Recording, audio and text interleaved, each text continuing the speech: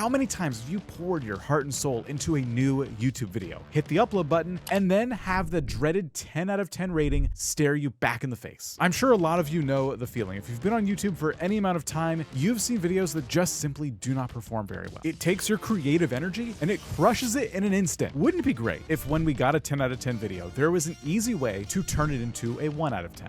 I mean, if I sat here and told you that absolutely that's possible, you'd probably want some proof, right? Well, here's the thing. It is possible, and I do have proof. If you've been keeping a keen eye on our channel lately, you've probably noticed a lot more videos where we interview small channels and show how they beat the odds or how they got a video to skyrocket to hundreds of thousands of views despite their channel being really small. We're not going to do that today, though. Instead, we are going to talk about one of our own struggles that we had somewhat recently here. And yes, I know it's shocking, but even big channels with million subscriber plaques and gray cats have struggles too. This is the story how we took a 10 out of 10 video and then turned it weeks later into a 1 of 10. It all began with this video. What big channels do that small channels don't. This video honestly was kind of a passion project for me because all I did was talk about my personal favorite gaming creators and the things that they were doing on YouTube that helped them stand out. One of the creators I featured in that video was Josh Strife Hayes. Now, this was a creator that I had personally been a fan of just for quite some time, and that's why he was in the video. So when he commented on that video shortly after it was uploaded, I was pretty shocked. Now, knowing the advice that I would normally give a channel who was trying to do a collab with someone they had no rapport with yet, I knew exactly what I needed to do. With the help of our production team, we came up with a pitch for Josh. We wanted to see if he wanted to come on and talk to us. He couldn't have been more gracious, and he offered to give us a whole bunch of his time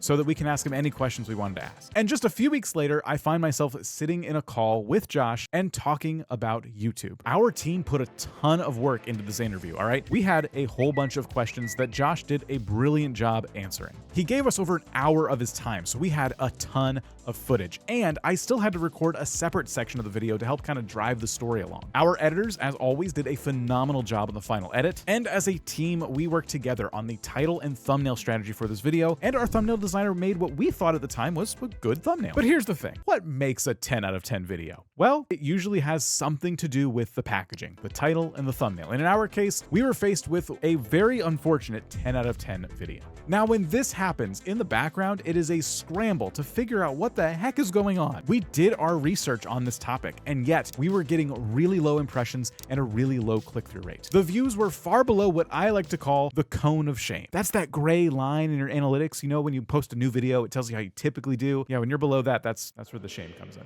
The original title for this video was How I Hit 100K Subs on Every Channel I Start. We ended up using this thumbnail, and we had two other alternate thumbnails we could have tried as well.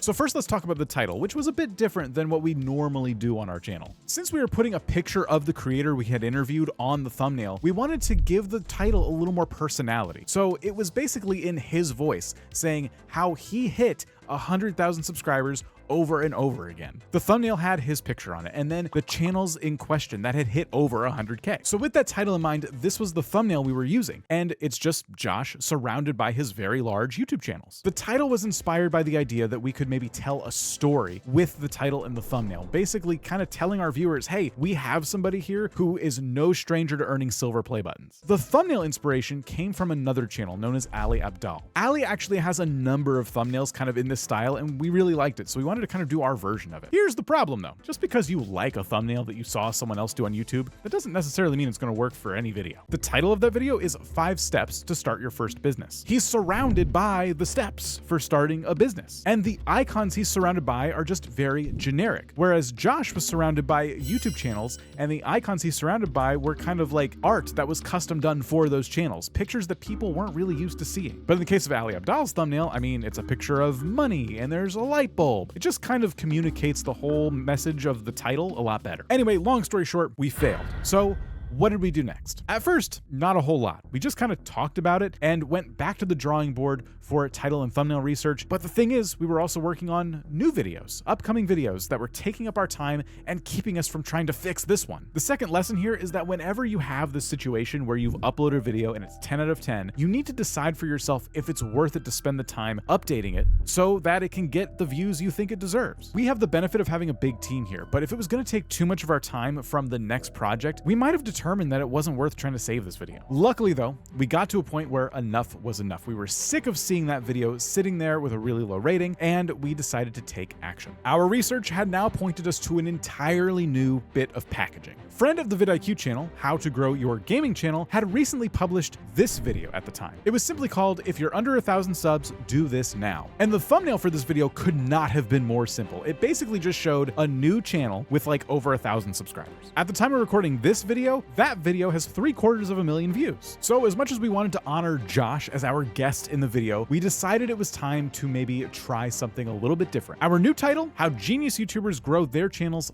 Fast. And our new thumbnail was this. Saying my third channel just kind of plays into the genius aspect, because below that is a number circled, basically showcasing they have another 300,000 subscribers. Taking the words "my third channel" and then highlighting the fact that they have over 300,000 subscribers on their third channel kind of plays into this idea of a genius YouTuber who really knows what they're doing. Nothing about this packaging felt disingenuous or like it was a bad fit for the content itself. We updated the video with that packaging and then we waited. Now, whenever you do this on YouTube, I need you to understand that there's one crucial thing you have to look for in that video that you're trying to resuscitate. You need to look and you have to see if that video is still getting impressions. Is YouTube still sharing it with people? If you're seeing that it is indeed getting impressions, but people just simply aren't clicking on it, it probably won't stay that way for long. It's going to get less and less impressions over time. But if you really believe in your video, but it's older and it's flatlined, there's still hope. If you're in that situation, once you update the packaging, what you want to do is change one of your end screens on a newer video that is getting a lot of views. Add this video to the end screen, the one you're trying to resuscitate, and hopefully people will start to click on it, which will help it get back into YouTube's algorithm